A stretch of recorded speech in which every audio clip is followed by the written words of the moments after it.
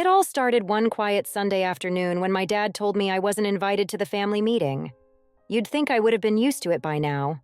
My dad always had a way of making me feel like an afterthought. But this time, something felt different. My heart sank. It wasn't just about missing out on a meal or a family gathering. No, this time it was something bigger. It wasn't the first time I felt left out, though. Growing up, I'd always been the invisible one in the family. My dad had his favorites, mainly my older brother, who was perfect in every way according to him.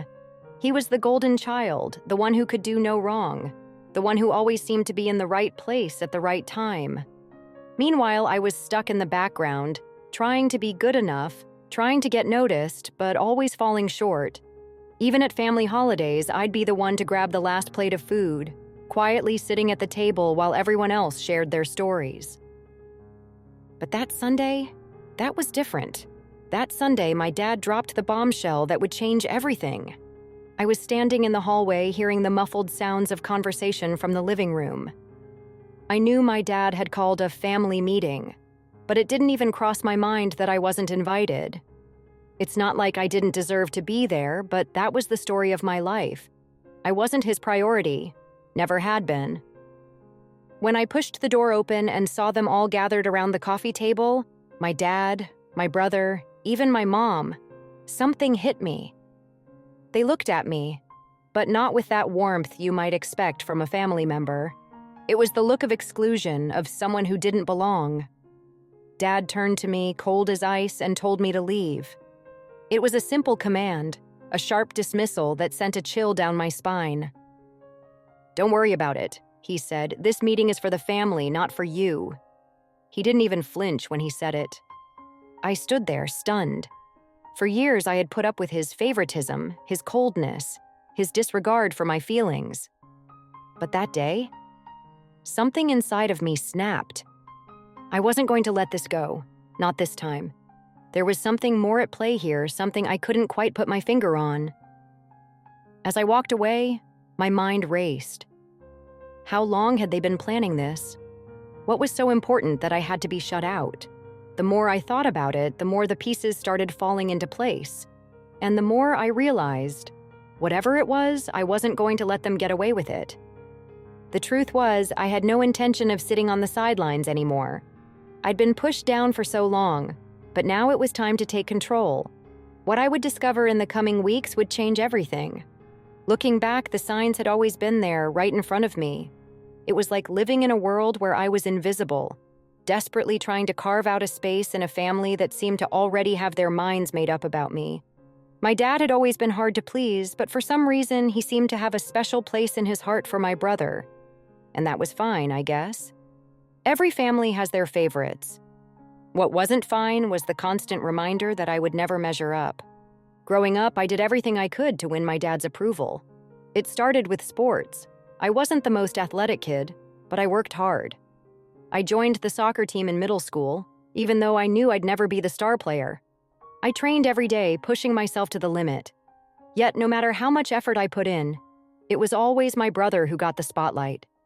It was his trophies on the mantle, his name that echoed through the halls when people came to visit. Dad would say, "Great job, son. You've made me proud." But when it came to me, it was always a half-hearted pat on the back, a brief good job that didn't mean anything. The family gatherings always seemed to revolve around him, too. My brother would be the one telling stories, making everyone laugh and getting the attention. I was just there.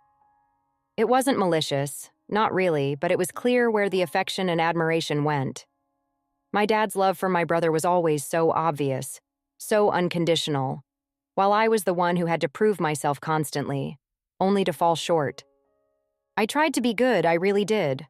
I excelled in school. I worked hard at my part-time job.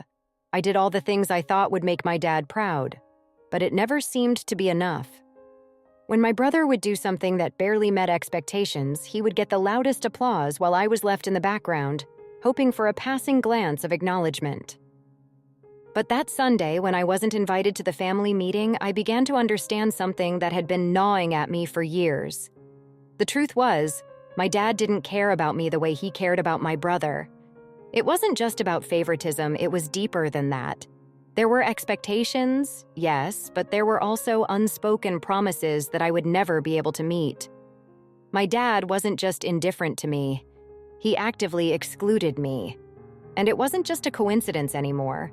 This wasn't an accident or some misstep on his part. It was intentional.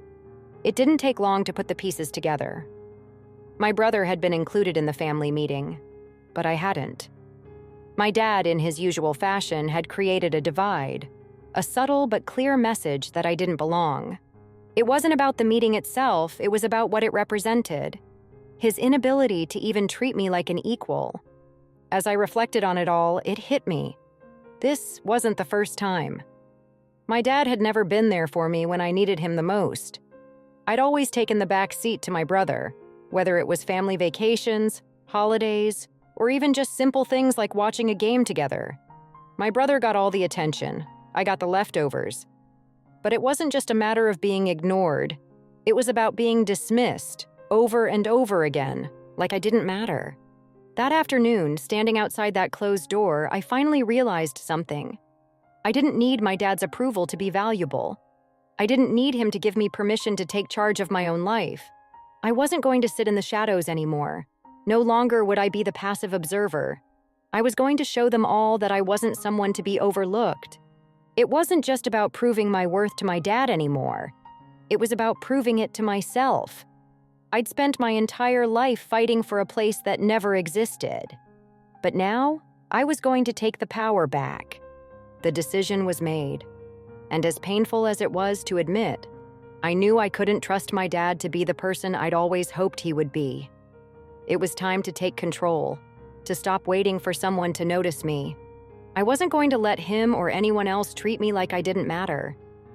That Sunday, I swore to myself that I wouldn't let this go. I would find a way to prove that I wasn't just a side character in my own life. The moment I decided I was done being overlooked, something inside of me shifted. It was like a switch had been flipped, and I knew that I couldn't just walk away from this situation without making it right. I wasn't going to let my dad continue this pattern of exclusion and favoritism without showing him exactly what he was missing out on. But I knew it wasn't going to be simple. I needed a plan, something that would make him realize how wrong he was, something that would make him regret ever leaving me on the sidelines. Over the next few days, I began paying attention to everything, every word, every gesture, every little detail I'd once ignored. It became clear that the family meeting was just the tip of the iceberg. I started noticing the way my dad would defer to my brother, the way he would ask for his opinion on things, even when my brother had no real expertise. It was like my dad had placed my brother on a pedestal, and no matter how hard I tried, I couldn't get close enough to knock him down. But then something unexpected happened. I overheard a conversation that changed everything. I was sitting in the kitchen, pretending to work on a few things on my laptop, when I heard my dad and my brother talking in the next room. They didn't think I was around, so they didn't hold back. They were discussing something. About me. It was about my future. About my involvement in the family business. "You know," my dad's voice said, "she's not cut out for this. Never was. We can't have her messing things up with the company. It's just too much for her." My stomach dropped. I couldn't believe what I was hearing. She's not cut out for this. He had just dismissed me again, but this time, it wasn't just about being excluded from a family meeting. It was about my future, my role in the family business. Everything I had been working toward was suddenly being stripped away without even a second thought. "Yeah," my brother responded, his tone all too casual. "I figured as much. But I mean, she's not really doing much with her life anyway. Better for us to just leave her out of the business and let me handle things. She wouldn't even be able to manage the financial side of things." That was the breaking point. I'd always suspected my dad didn't take me seriously, but hearing them talk so openly about it, as if I were some afterthought, was a slap in the face. The business, the one thing I had always believed could be my way in, my chance to prove myself, was apparently off limits to me. That's when the plan started to form. I knew I couldn't just confront my dad head on. He was too stubborn, too set in his ways. But I could expose him, show him for the fool he was, and take control of the one thing that mattered to him the most, the family legacy. If he thought I was too weak to handle things, I'd show him just how wrong he was. I started looking into the family business more closely.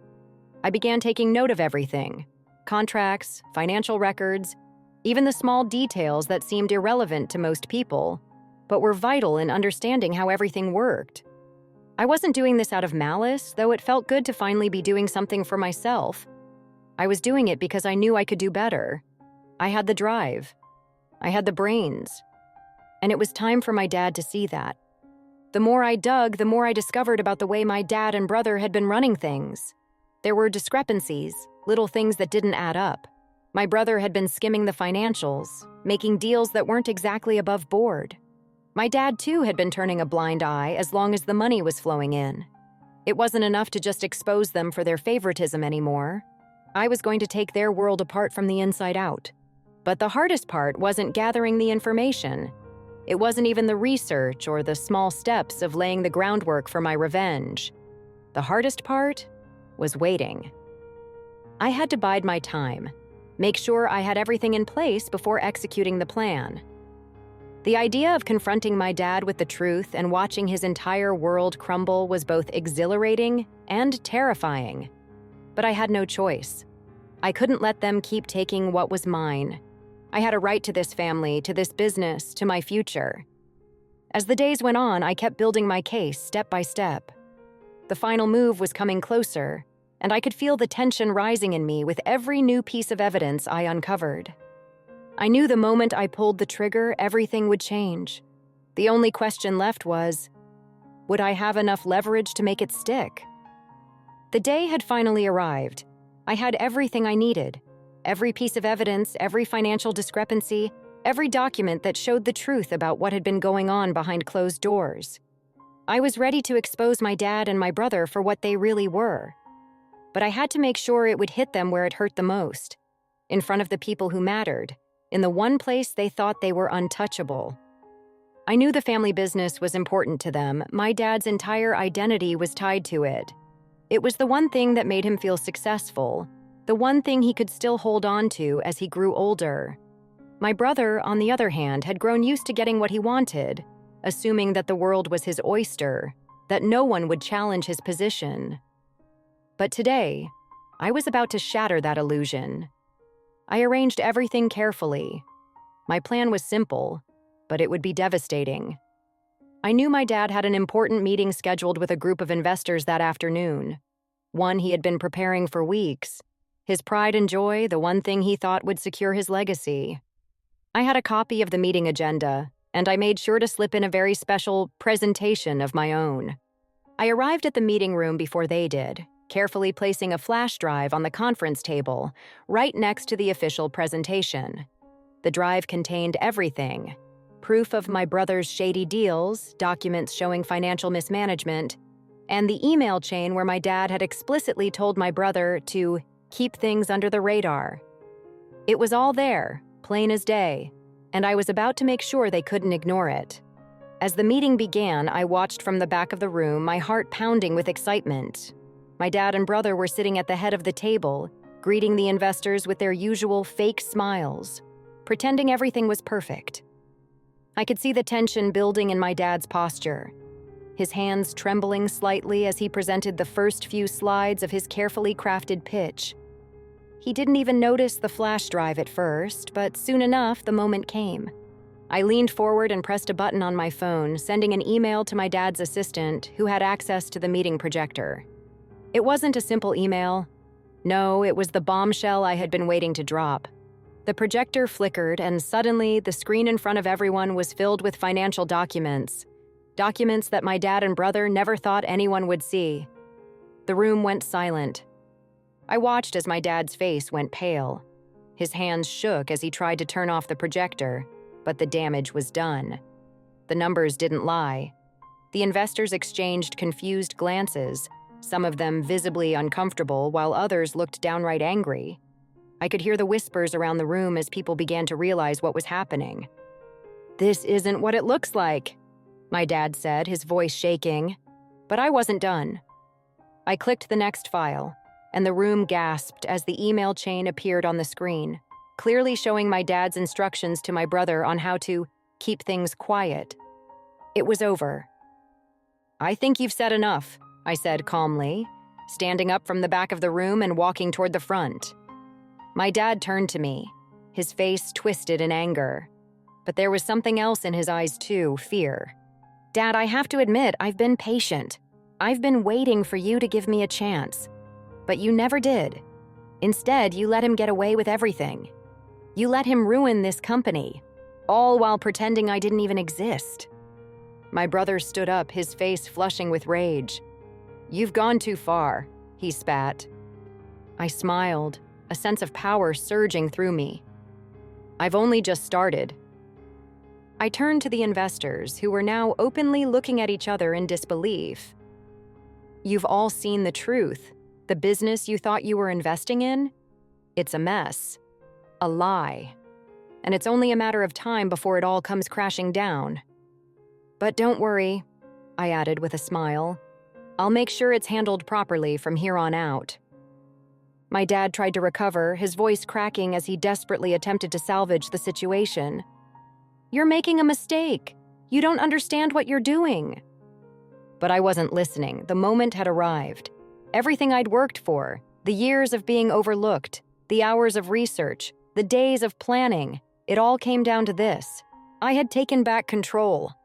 The investors looked at each other again, some already picking up their phones to make calls. I could see the realization hitting them like a ton of bricks. This wasn't a company they could trust anymore. My dad and brother stood frozen, unable to do anything but watch as their empire crumbled before their eyes. I had taken the power, and there was no going back. The fallout was swift and brutal. By the time I left that meeting room, I knew my dad and brother were already scrambling to undo the damage. They'd been exposed in front of everyone who mattered. My dad, once the proud patriarch of the family business, was now a man broken by his own greed and neglect. My brother, the golden child who thought everything was owed to him, was left speechless, his arrogance shattered. It didn't take long for the investors to pull out. Their trust had been shattered, and they weren't about to risk their money on a company built on lies. The next few weeks were a blur of phone calls, legal threats, and attempts to salvage what little they had left. But nothing worked. The cracks had been exposed, and the foundation of the business, built on deceit and favoritism, collapsed under the pressure. My dad, once a man who held everything together with an iron grip, was now a shadow of the person he used to be. He tried to reach out to me, his voice laced with desperation, but I wasn't interested in apologies. I had waited too long for this moment, and now that I had the upper hand, I wasn't about to let him back into my life so easily. "Please, we can fix this," he begged over the phone one evening. "I never meant for things to get this way. You know how hard I've worked. I did it all for the family." I didn't flinch. "You didn't do it for the family, Dad. You did it for yourself. You just didn't care who you hurt along the way." The silence on the other end was deafening. I knew he had no response to that. As for my brother, well, his world crumbled even faster than my dad's.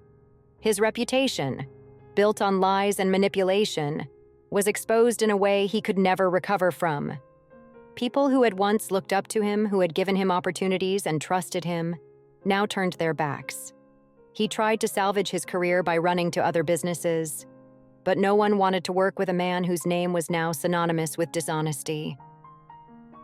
In the months that followed, my dad and brother faced legal battles. Lawsuits piled up, and the business, once a thriving empire, became a ghost town. What was once theirs was now mine. I stepped in to clean up the mess they had made. I had the knowledge, the skills, and, most importantly, the integrity they had lacked. I wasn't just a bystander in this family anymore. I was the one in control. My dad, at least, eventually came to terms with the fact that his legacy was gone. He had nothing left but the wreckage of the life he'd built. I didn't feel sorry for him. If anything, it was the justice I'd always craved. I took the business in a new direction. I implemented changes, worked tirelessly to restore what had been tarnished, and earned back the trust of the few remaining loyal clients. I was no longer the invisible one, the one overlooked and excluded. I was the one running the show, and it felt damn good. But there was one final moment, one last pathetic attempt from my dad to salvage something. Anything. A year after the collapse, he came to me again, this time in person. He looked older, frailer, like time had caught up with him in a way he couldn't fight. I could see the regret in his eyes, the weight of everything he had lost. "I can't do this anymore," he said quietly. "I was wrong about everything. I should have treated you better. Please, just give me a chance to fix things." I looked at him for a long moment, remembering all the years of rejection, of watching him pour everything into my brother while I was left in the dust. My heart hardened, and I knew what I had to do. "You had your chance," I said, my voice steady, "but now it's my turn." He nodded slowly, accepting that there was no way back. That was the last time we spoke. In the end, I had everything they had tried to take from me.